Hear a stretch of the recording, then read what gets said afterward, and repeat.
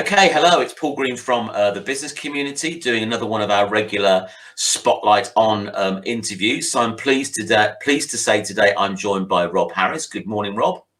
Good morning. Good to see you, Paul. And good to see you, sir. So we're going to probe Rob a little bit and find out a little bit about what makes him tick and who he is. And then a little bit later, he's actually going to share some of his knowledge with us and do a little bit of a solo performance. So do you just, to start off with, Rob, do you just want to introduce yourself and let the audience know who you are? Yeah, indeed. Well, my name is Rob Harris, as you obviously know now, and I was for many, many years an independent financial advisor, specializing in wealth and investment particularly.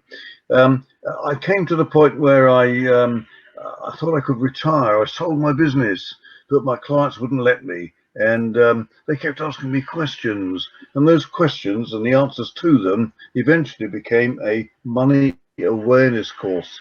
So I turned into a financial educator, a financial coach and mentor, if you like. So that's what I'm doing now. So it's all about sharing my knowledge over the years with anybody who wants to listen to me, and for them to learn how to invest and get ahead and do it. So I'm glad to be here, Paul. Thank you. So what would you say is the difference then between a financial educator and a financial advisor? Okay, well, if we look at regulatory matters for a minute quickly, the regulator would say that the financial advisor will tell you what to do. The financial educator, or rather the person giving guidance, which is what I suppose I'm really doing, they would say that I can give you guidance and information, and I can even suggest to you what you might want to do, but I can't tell you what to do. It's a very narrow borderline, isn't it, really? But that's where it is. Yeah. Okay. So tell us a little bit about your journey then. How did you end up in the finance world as a young man? Oh my goodness gracious me. Well, I'll tell you as quickly as I can, or briefly as I can. I was in a situation where I did an apprenticeship within the print industry from the point when I left school. But it wasn't really the right place for me to be, but I was trapped in it for about 6 years. I became a qualified printer, if you like, and stayed in the industry for a while. But in the church that I used to go to was an admirable man whose name was Jim. Now, Jim always had a twinkle in his eye, and Paul, you won't be at all surprised to know he always wore a hat as well, interestingly, as indeed I often do myself, of course. I'm often known for that. All right, so, but Jim was an amazing man. In the Second World War, he trained our guys to fly behind enemy lines and parachute down behind enemy lines. And he would always be the first one out of the plane, and he used to tell me the stories about it. And having done that, he would then work his way back through enemy lines, back to the UK again, and do it all over again. So and I was fascinated by him and his character, and I kept nagging him, saying, "Jim, I want to come and work with you." And he was an insurance broker, so-called, in those days. And he actually said to me, "Look, Rob," he said, "I tell you what, you keep on about this, so I'll give you 3 life assurance application forms. Go and see your friends and your mates, and if you can sign them up, I will have to take you on, won't I?" So within about 7 days, I came back with 3 application forms, all signed up for life assurance. So he had to take me on, didn't he? So that's how I got into the business. And I bought myself way back. We're talking 1960 something now, for goodness sake. And there was no regulation of any sort in those days. And you could just become an insurance broker if you wanted to, and that was that. But I bought myself a book from W.H. Smith. It was called Teach Yourself. I still got it somewhere. Teach Yourself Insurance. And that's how I began to learn about what I was selling, and I went cold calling. So that's how I came into this. It's a long story from then on in, but that was the very early kind of beginnings, Paul. Yeah. Okay. And is it a better world now? It's quite heavily regulated, would you say? Oh, that's an interesting question. I think in some ways, most certainly it is, and in other ways, it most certainly is not. I mean, you have to have regulation, and but I do smile sometimes. Every time the regulators find somebody, I say to them, you failed.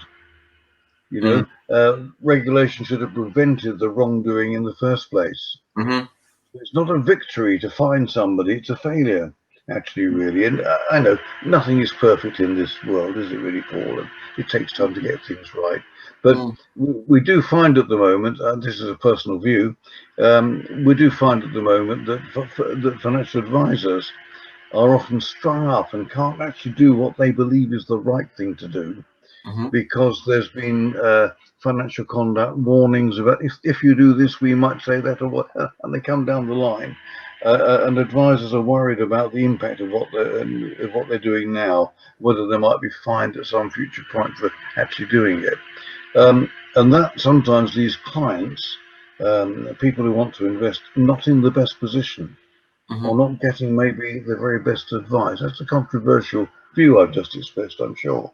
But Mm. I think it's key, and it does mean that I've been dealing recently with people who have small amounts of money in their pension funds, but for various reasons they're not allowed to access those pension funds without getting financial advice. Mm-hmm. That's very sensible in many ways, but if somebody's got a pot of £7,000 in a pension, no financial advisor can honestly afford to be involved with them Mm-hmm. in giving. There's no money there to actually pay the extra advisor.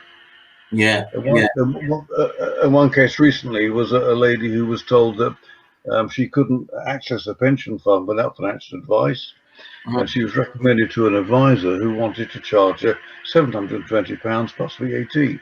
Mm. Just Mm. and that's quite understandable because the advisor's got to cover all his costs.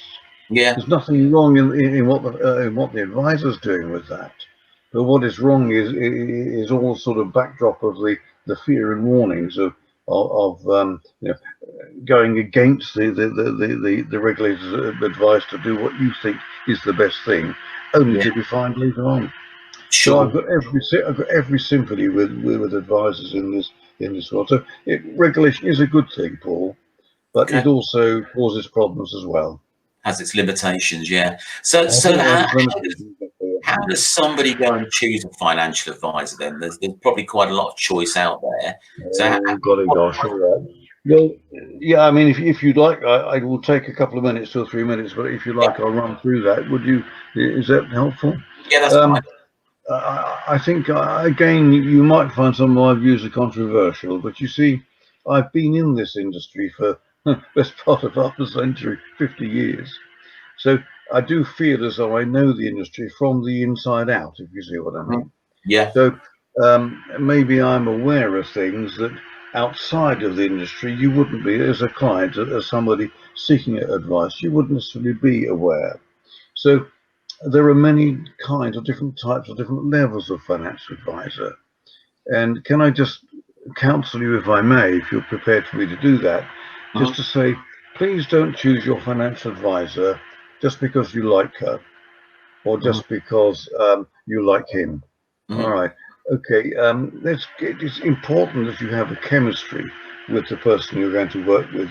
With an important thing, like looking after your wealth and your pension. It's really, really important that you do that you bond with them and relate with them. But you really must ask some really deep questions. You know, in the world of business networking, we often talk about getting to know somebody, Mhm. getting to like them, and then feeling, if you like, that we trust them Mhm. because other people do.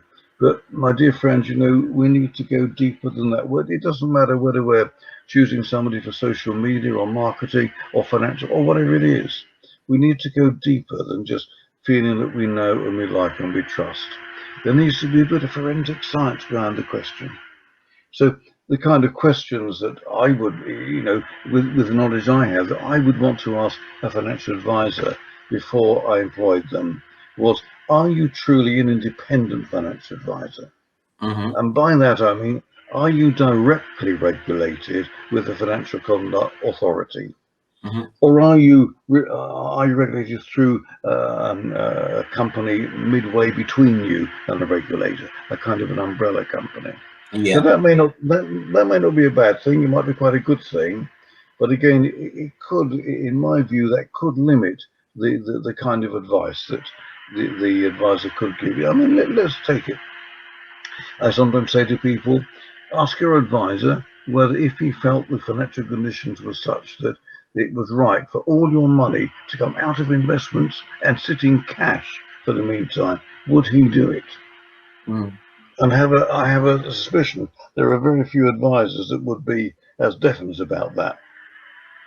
And because the principle is, oh, you should always diversify your money across Mm. different kinds of investments. So Mm. some investments will go down, some will go up, and you'll sort of be all right in the end. Mm. And that's sensible for a lot of people to some extent. But it's like the Grand Old Duke of York, isn't it? Grand Mm. Old Duke of York, he marched his men up the top of the hill, then he marched them down again. When Mm. they're up, they're up. When they're down, and when they're only halfway up, which is where you are with this diversification principle, Mm. you're neither up nor down. Good Well, you analogy. might become, yes, I mean, you might be comfortable with that, but on the other hand, you might think, gosh, I want to do a bit better than just the average. Mm. Mm. And so you need to find out whether your financial advisor you're choosing is out of the box. Mm. Is he or she rigid in the regulatory framework so rigidly that they won't look out of the box and do what a lot of us can see could be sensible advice, actually, really. But Okay. if you're doing that, then the risk is greater, obviously, because you're taking conviction about where markets are going.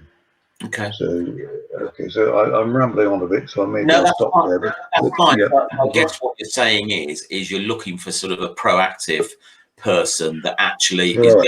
going to shift your money given the Yeah, market conditions to potentially make a better return rather than leave it in a range of funds or particular fund that given the yes, time might go down in value. So you're looking for someone rather than just to pick a portfolio and just sort of check in with you once a year and report how it's doing. It would be yeah. great if they responded to the market conditions, I guess. That's right. And it's the market conditions ahead. One of the things I often say in my course is the number two, figure two crops up in the course quite a lot. And Yeah. one of the figure twos is to say, always look 2 steps ahead of the market. Mm. So, if I may, I'll just jump in there because it may be interesting to some people. Um, I'm aware now of the very strong likelihood of a sudden spike in inflation Mm-hmm. in 2021. Mm. There are reasons for that. I won't go into the reasons because it'll take us too long, Paul, actually. But there are reasons for that.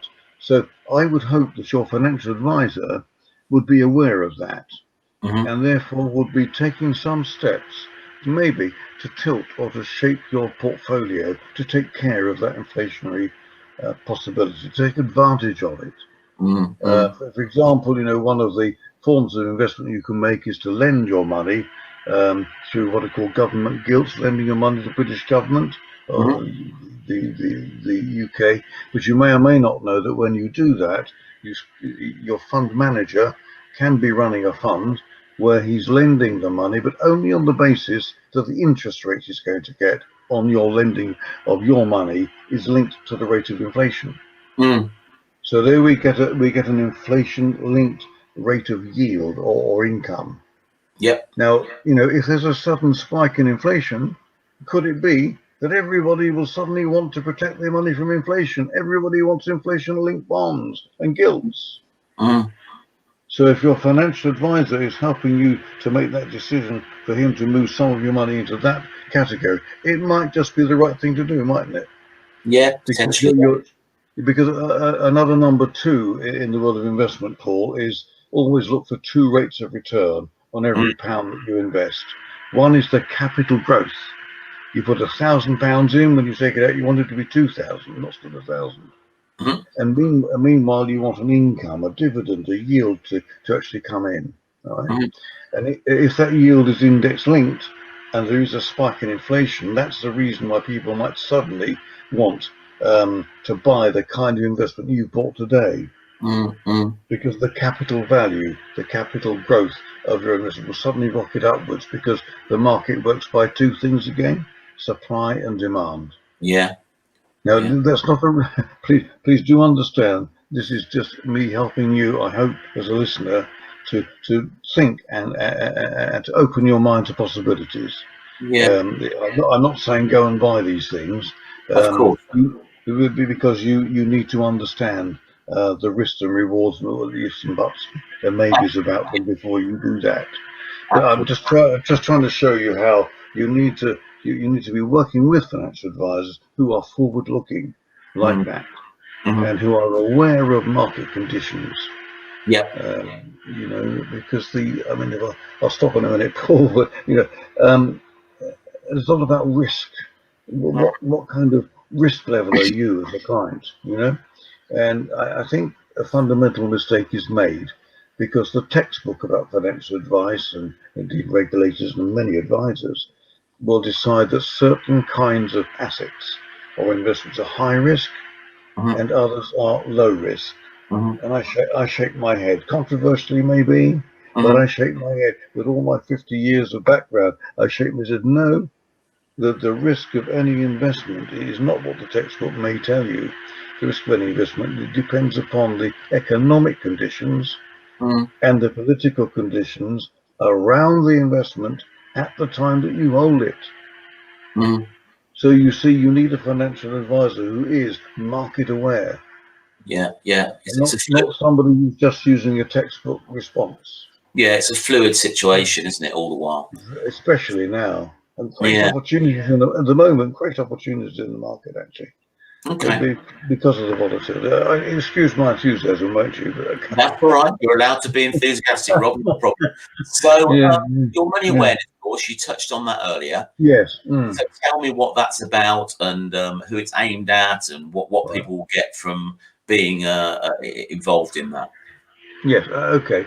Um, well, what I find really is that, well, I'll explain a minute. When I was a financial advisor, I'd be up here somewhere talking to my clients who were here, and all my knowledge, and they were saying, "Yes, Rob, of course, Rob. Yes, that's fine, Rob. We'll do that, Rob." And I never probably really understood. They didn't really understand. Mhm, It was only when I stopped being and became a financial educator, and I began asking my clients questions to find out what they did understand, that I discovered that most of what I may say, and in fact, someone said the other day, I've got a stockbroker, we have meetings with them, I never understand a word he says. mhm, And that was said to me 2 or 3 days back. mhm, Simple as that, And I think that's common in the place. So, well, what the money awareness course does is it explains things in a very simple way, so that you can understand the basics of how it works. And it's not that complicated, Paul. mhm, I mean, to be quite real, when it comes down to good basics, I will often say to people, what makes the price of shares go down? And they scratch their heads. I say, it's quite simple. It's because people sell them. mhm, Why? So, well, because people buy them and think, oh, okay, so this is all about what people do then. mhm, So if you've got a good understanding of people, you could well be a good investor. mhm, You see the point? mhm, Okay, so I really can. And the other quick thing is, you'll recognise that most of my listeners here and you, Paul, we've been to the street market, haven't we? mhm, And in the street market, there's loads of stalls and people behind the stalls trying to sell us the things they've got on the stalls. mhm. The stock market is very similar. The second word is market, isn't it? Yep. Stock market. Okay, so it's a marketplace with all sorts of different kinds of investments that you can invest your money into. Yeah, you with me? Mhm, So it's a question of understanding what those investments are and how those investments will respond to different economic and political circumstances. And so the course really does give you a good handle on on how to think your way through. But I dub myself as your financial friend, as you'll see from the ticker tape on the bottom. That's mhm, because at the end of the course, I don't stop there, unless you want me to. I continue to be your financial friend. mhm, So as you make your decision, they are your decisions. As you're making your decisions as to what kind of assets you want to, what kind of strategy you want to adopt, I'm there alongside you, and you can use me as a sounding board. And so mhm. I'm guiding and helping and giving you information, but you are making decisions. So you do stand or fall by Yeah. your own decision. Absolutely, absolutely. So why do you do what you do then, Rob? What gets you out of bed in the morning and Oh my goodness gracious me. keeps you enthused Oh, in what you do? oh my goodness gracious me, Paul. The question why is the big question we ought to ask about life and everything else. Why? Why are you here? Why am I here? So if I talk about why I do what I do, that's just one little piece of the jigsaw. Um, and to understand why I do what I do, you'd have to understand more about the rest of my life, really, to get the proper picture. Right, okay. So I suppose you could, one way of looking at it is this. When I look out, I go to a business networking meeting, like one of your grand meetings, Paul, when we could go, that is. Mhm, Look at over the heads of the people. And I know that some of them are pretty knowledgeable about investments. That's good. But the bulk of people actually know very little. Um, so they're in the stage of greyness about investment and money and how to handle it and what to do with it. Or they're just dependent upon a financial advisor and they don't really understand where their money is or what it's doing. mhm, And for some people, they're completely in the dark. There's no light about the subject, and actually, they almost turn their backs on it. And people who are in the grey area or the black area, if you like, the darkness area, are just missing out hugely. And we are living in a world now where, um, because of the economic conditions we're facing now, my goodness me, it's not going to be easy. The next couple of years, 3 years, are not going to be easy. And you and I, and that means you too, Paul. We all need to make the most of every pound we've got. We really do. sure. Yeah. And that actually means you've got to move money out of banks and building societies and into proper investment. To do Mm, that, you've got to understand what you're doing and weigh up whether it's what you want to do. And mm. that's what I'm about. So that's why I do. So as you might say, I'm putting the light on for people. Okay. And so many people have said to me, Rob, I didn't know I could do that. Mm, There's one of my youngest students, because they're not clients, they are students because they're learning from me. One of my youngest students, I was quite delighted the other day. But she might be about a 20-year-old, I think. I'm not quite sure, might be a bit older. Um, she came on a course with me. We had a group of people doing the course together. And the consequence was she decided to pluck up her courage and invest £100 per month mhm. into the stock market via the FTSE 100 index tracking it. You know? And she only put the money in October of this year. And 4 months later, she had put £400 in. Mhm. But the £400 had grown to very nearly £450. Mm. Now, that money would have been in the bank otherwise. It would Sure. have taken years and years and years for the money in the bank to have made that £50 profit for her. And she then went and told her younger friends around her, Mm. and they just don't believe her. They Mm. said, "We just don't believe it." And I said, Yeah. "Well, have you?" I said, "Have you spoken to your parents?" "Oh, my parents would never. My parents would never ever do this." Mm. So an awful lot of us are our money, our financial thinking, and what we do with our money often can be traced back to our parents' attitude. Yeah. Well, Yeah. shake it up and shake out. That might not be good. I guess it's that old thing of still keeping your money under the mattress, isn't it? Oh, very much so. If Yes. you can see it and touch it, you know it's there. Whereas if you Yeah. invest, it Yeah. sort of goes into the ether a little bit, doesn't it? Yes, Uh, it does. and It it all does. becomes digital and numbers and things. So I can totally understand that fear. I guess same with banks, isn't it? You feel your money is safe in a bank, and potentially it is, but we all know in certain places, banks have gone down before, so it's not as safe Yeah. as maybe people have thought historically. So what would you say has been your biggest challenge to date? I know that for most, as we're recording this, I think in lockdown 3.0, I guess. So that has been a challenge for most. Yeah. Outside of that, Rob, what do you think has been your biggest challenge as a business owner? I think it's the biggest challenge is people's attitudes, I think. And it's very difficult, isn't it, to help people to move from one attitude to another. So the challenge isn't competition in the wider marketplace. because it's very hard to find another financial educator. So Mm, I don't know whether there is one at the moment, mm, really.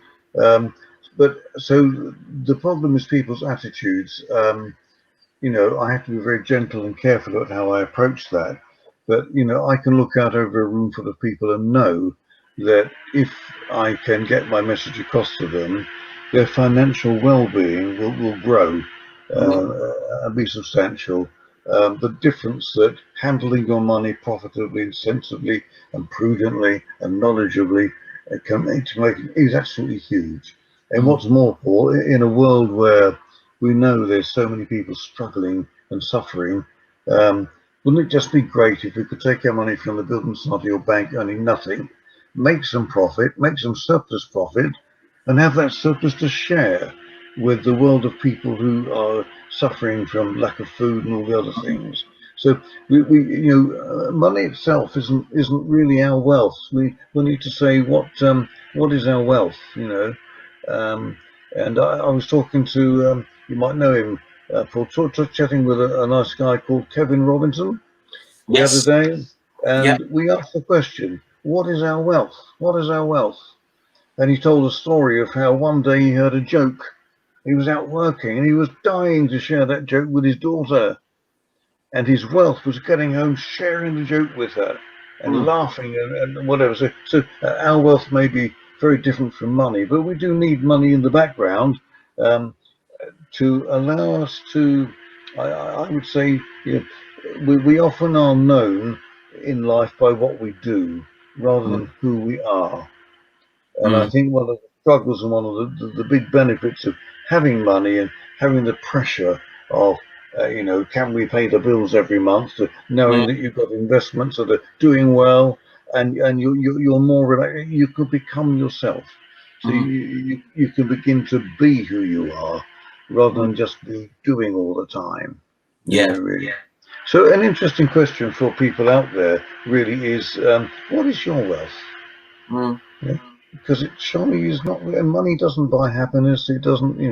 It's very essential, and it's mm, so important that we do get it right. But so what's the wealth in your life really? I mm. won't ask you that, Paul, because I'll be turning the tables on me if I ask you a question. You wouldn't want me to do that, would you? Not But, today. but I think, Not but today. Paul, You can Paul, interview me at any yeah. time.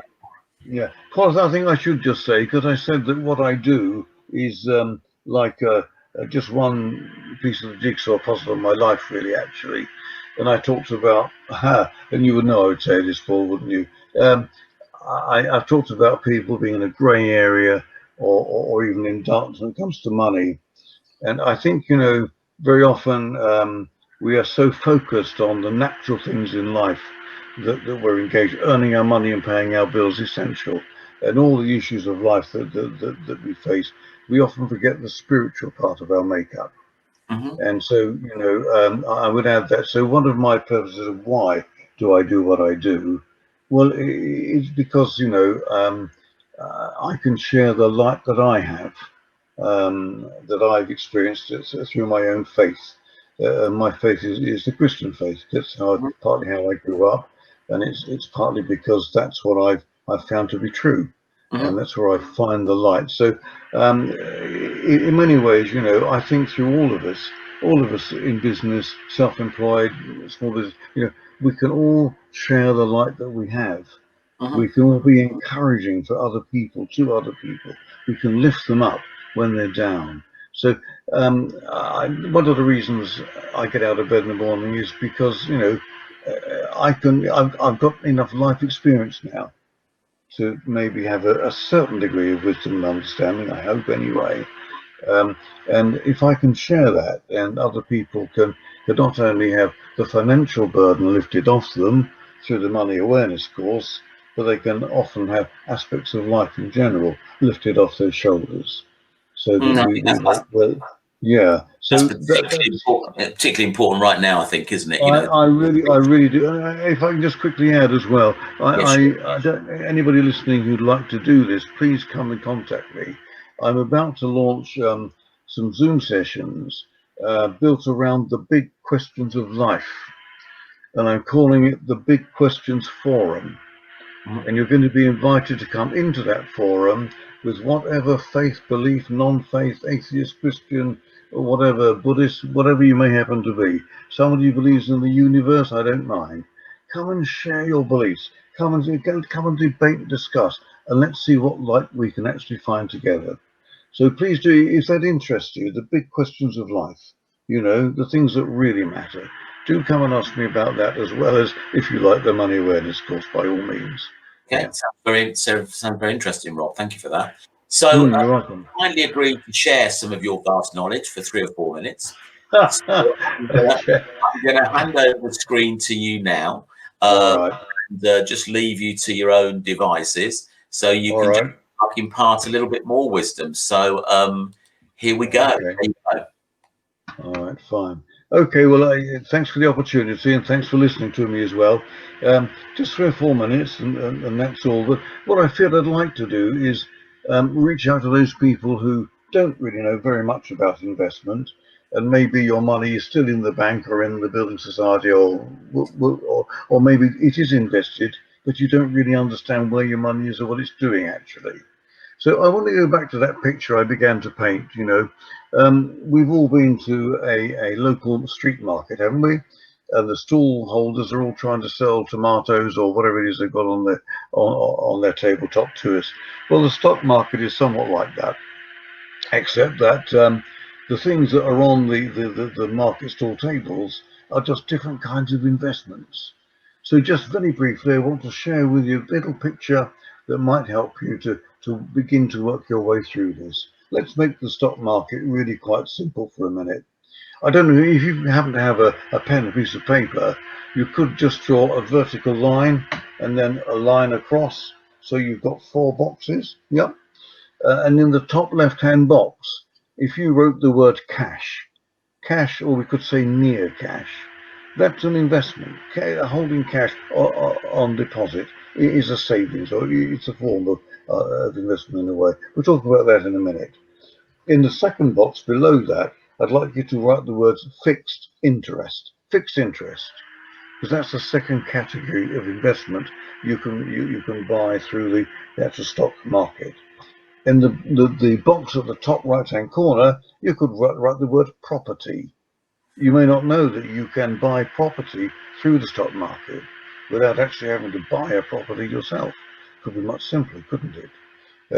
And the box underneath that, we'll just put the word equities or shares in there, really.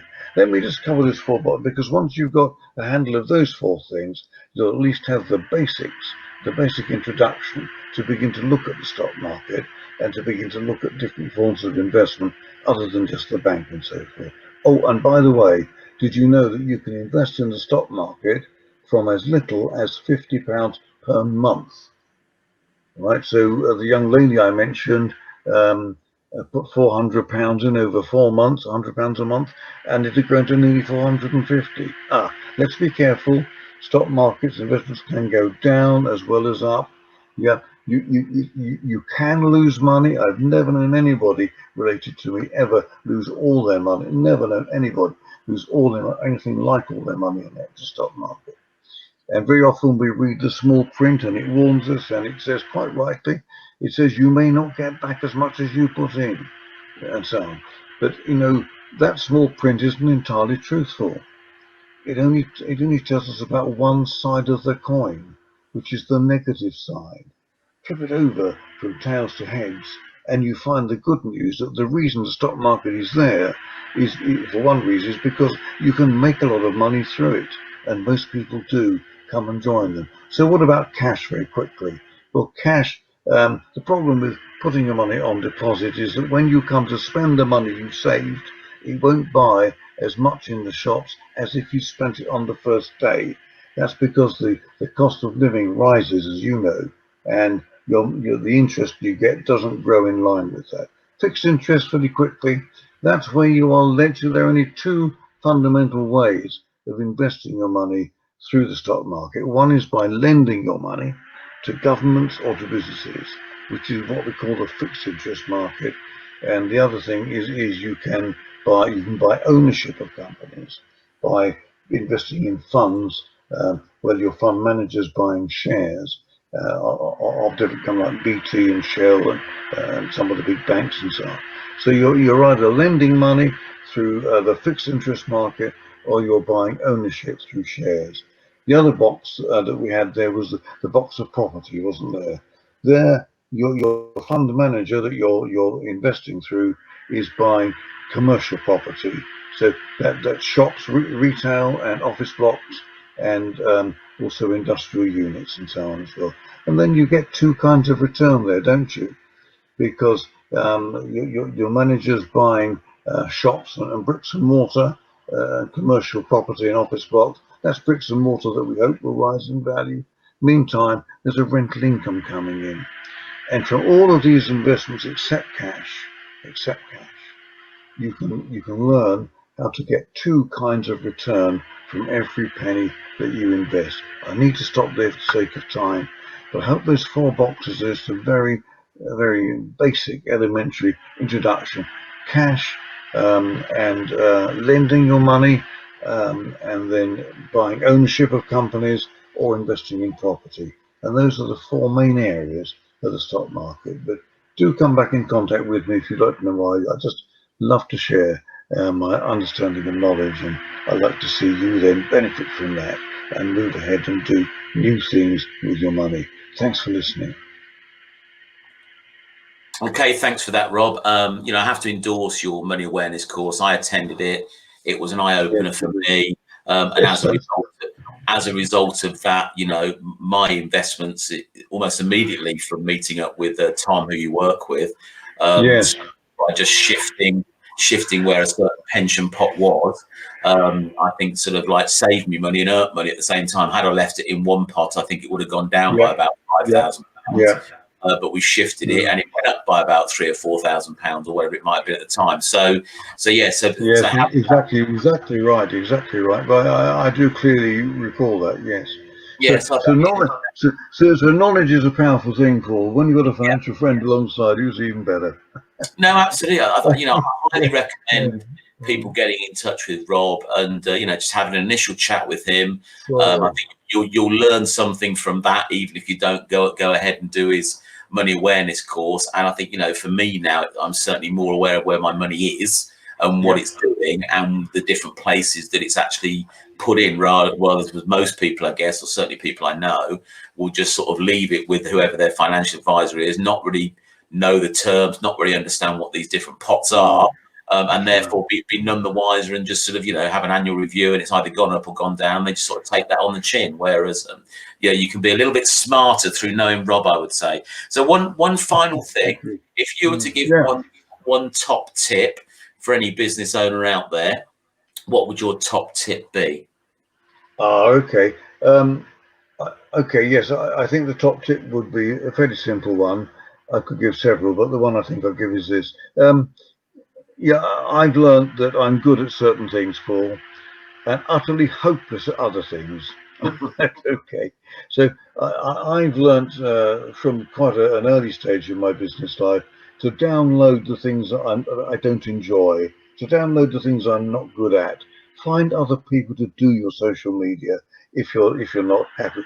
I had a lovely invitation the other day for a course to learn about marketing, and I gently wrote back and said, "Thank you so much for your kind invitation, but actually I'm somebody who wants that done for me.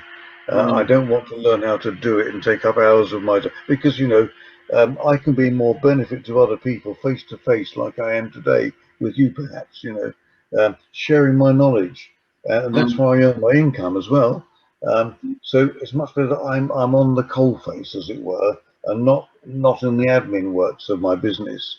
So please, and that's good for business too, because that means that you're going to do more business and earn more income by doing what you're good at.